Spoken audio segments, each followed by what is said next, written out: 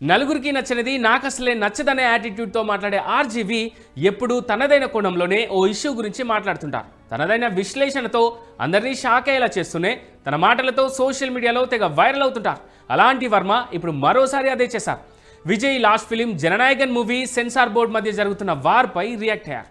Censor board తీరుపై, ఆ board existence పై shocking comments చేశారు. ట్రెండింగ్ టాపిక్స్ పై రియాక్ట్ అయ్యే ఆర్జీవి సెన్సార్ బోర్డు పై, దాని పనితీరుపై ఈసారి తీవ్ర స్థాయిలో విరుచుకుపడ్డారు. ప్రస్తుతం డిజిటల్ యుగంలో సెన్సార్ బోర్డు అనేది కాలం చెల్లిన వ్యవస్థ అని అభిప్రాయపడ్డారు. దాని ఉనికి ఒక పెద్ద జోక్ అంటూ తన ట్వీట్లో రాసుకొచ్చారు.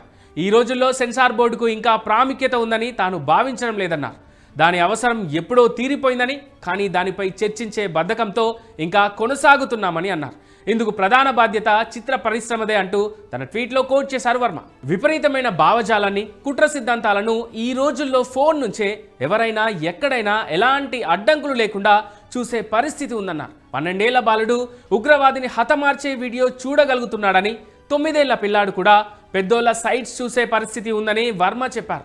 ఇవన్నీ ఏ గేట్ కీపర్ లేకుండానే సోషల్ మీడియాలో అందుబాటులో ఉన్నాయన్నారు.